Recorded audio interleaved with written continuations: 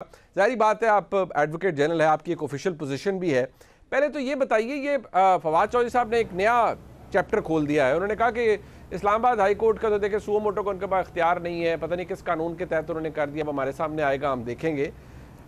यहाँ पर इमरान खान साहब की हवाले से मैं ये बात आपको भी पता होगी, आप तो माशाल्लाह प्रैक्टिस में हैं, कि जब 2013 में मामला हुआ उस वक्त इमरान खान साहब ने माफ़ी नहीं मांगी थी सुप्रीम कोर्ट में।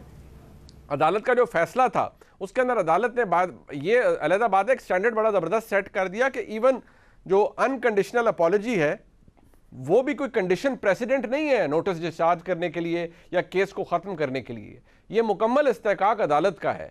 यहाँ आपको क्या सूरत हाल नज़र आती है और ये फ़र्क कितना है कि आप किसी सुपीरियर जुडिशरी के जज को अगर वहाँ पर बात होती है तो कहा जाता है कि नहीं जी वो बड़ी मैग्नानिमिटी दिखाते हैं, जबकि इस मामले को बड़ा सेंसिटिव लिया जा रहा है। क्यों सेंसिटिव है ये वाला मामला और पहले मामला मुख्तलिफ हैं? बिस्मिल्लाहिर्रहमानिर्रहीम। मनीफ साहब बहुत शुक्रिया।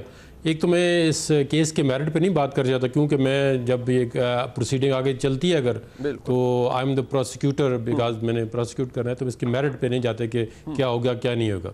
सिंपली जो आपने खान साहब की जो चला दी है वीडियो, तो अल्लाह की कुदरत है, हर काम पे उनकी एक वीडियो मौजूद है। ये अल्लाह की कुदरत है, क्या है, हर काम पे जो भी निकालते हैं उनकी अपोजिट वीडियो मौजूद होती है।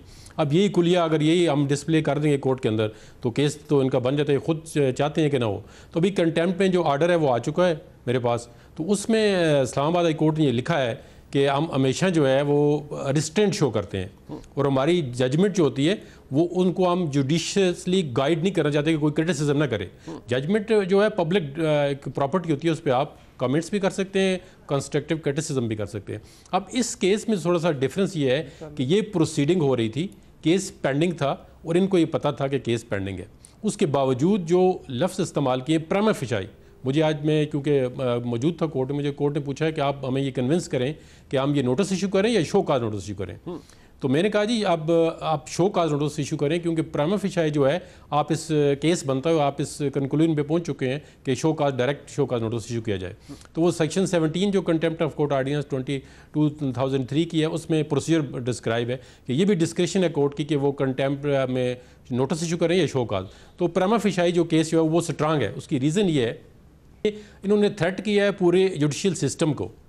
अब पूरी जो जुडिशरी है डिस्ट्रिक्ट लेवल पे, अब आग जिस तरह आपने भी कहा जी FIR हो रही हैं, अब इनके आगे बेल आनी है नीचे एंटी टेररिज्म कोर्ट में या मजिस्ट्रेट के पास, आगे शहबाज का गिल का केस चलना है डिस्ट्रिक्ट कोर्ट में। तो इन्होंने इस सिस्टम को सैबोटाज करने की कोशिश की है कि एक मुअज़्ज़ज़ जज जो फीमेल हैं उनका नाम लेके उनको टारगेट किया है।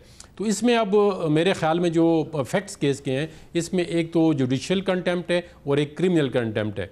तो जो अब 3 मेंबर बेंच ने जो ऑर्डर किया है उसमें उन्होंने लिखा है कि ये ऑब्स्ट्रक्शन है इन कोर्स ऑफ जस्टिस और ऑब्स्ट्रक्शन है ड्यू प्रोसेस ऑफ लॉ, और इसमें जो पब्लिक कॉन्फिडेंस है ये जुडिशियल सिस्टम पे इरोड हो जाएगी। तो फिर अगर जब पहले ये अब आप देखें जुडिशरी की क्या पोजीशन है हमारे मुल्क के अंदर, तो जब इस तरह के थ्रेट एक पॉलिटिकल पार्टी के लीडर से आएंगे तो ये नेचुरली बड़ा डिज़ास्टर होगा जुडिशियल सिस्टम के लिए, not in only Islamabad but all over the Pakistan. क्योंकि KP में पूरे पाकिस्तान के लिए ये एक सिर्फ एक जज का मामला नहीं है या एक कोर्ट का मामला नहीं है, ये जुडिशियल सिस्टम का मामला है। और उन्होंने अपने इस आर्डर में रिप्रोड्यूस किया है कि दीज आर द रीज़न, हम इसलिए इनको शो काज नोटिस इशू कर रहे हैं और ये नोटिस जो है SHO के ज़रिए इन पे पर्सनली सर्व किया जाए और 31 तारीख को ये पर्सनली अदालत के अंदर पेश हों और ये इसका जवाब दें कि कंटेम्प्ट की जो प्रोसीडिंग है उनके खिलाफ क्यों नहीं। अच्छा, ये मैं इससे पहले कि मैं अतर काज़मी साहब के पास जाऊँ, एक बात जहांगीर जून साहब ये बता दीजिएगा, ये इमरान खान साहब के ख़िलाफ़ जो इंसदाद दहशत गर्दी के कानून के तहत FIR हुई, मैं बहसियत एक आम पाकिस्तानी के मैं इस चीज़ को कोई इतना, मैं बिल्कुल भी इसको सपोर्ट नहीं कर सकता और ना मैं करता हूँ, ना ही सियासी रहनुमाओं के ख़िलाफ़ इस तरह की FIRs होनी चाहिए। लेकिन सवाल ये है कि राहदारी रिमांड मिल गया इमरान खान साहब को। इमरान खान साहब के वकला की जानिब से ऐसी खबरें ज़रूर आ रही थी कि शायद इमरान खान साहब अपनी प्री अरेस्ट बेल कराने के लिए इंसदाद दहशत गर्दी की अदालत में ना जाएँ। तो ज़रा हमारे व्यूअर्स के लिए थोड़ा उन्हें एजुकेट कीजिएगा, अगर इमरान खान साहब ना गए तो क्या इन एब्सेंशिया भी वो प्री अरेस्ट बेल ले सकते हैं या उनका हाजिर होना ज़रूरी है इंसदाद दहशत गर्दी की अदालत में?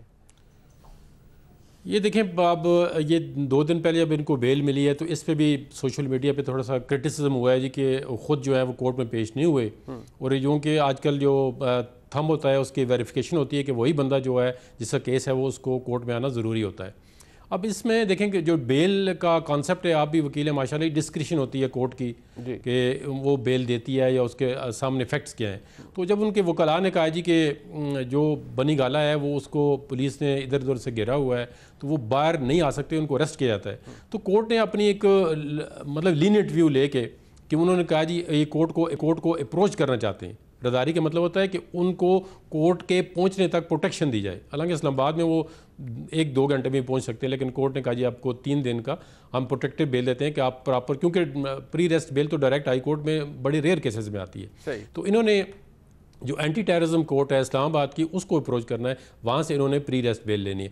अगर ये उस डेट पर नहीं जाते प्री रेस्ट बेल तो लाजमी जो है वो कॉग्निजेबल ऑफेंस है, तो पुलिस उनको अगर अरेस्ट कर सकती है किसी टाइम भी, अगर ये बेल आगे एक्सटेंड नहीं करते या आगे कोर्ट को सरेंडर नहीं करते, क्योंकि वो ज़रूरी है कि अगर वो नहीं सरेंडर करेंगे तो वो अरेस्ट हो जाएंगे। अच्छा, बाकी जहाँ तक आपने क्वेश्चन किया है 780A का जी, तो देखें पोलिटिकल, अब ये खान साहब की खुद फरमान है कि कानून सबके लिए बराबर है। सही, लिविंग ए पार्ट के 780A बनता या नहीं बनता, अगर इनका केस मजबूत होगा, नहीं बनता होगा तो ये जाके कोर्ट में कह देंगे कि ये 780A से इसको निकाल दें, ये सेक्शन 23 की एप्लीकेशन देंगे कि ये टेररिज्म का ऑफेंस नहीं बनता, हमें निकाल दें। लेकिन अगर 780A इस्लामाबाद के अंदर 40-50 वकला पे लग सकता है जो ऑफिसर ऑफ द कोर्ट होते हैं, तो अब इसने इमरान खान ने थ्रेट किया पूरी सिस्टम को, IG DIG।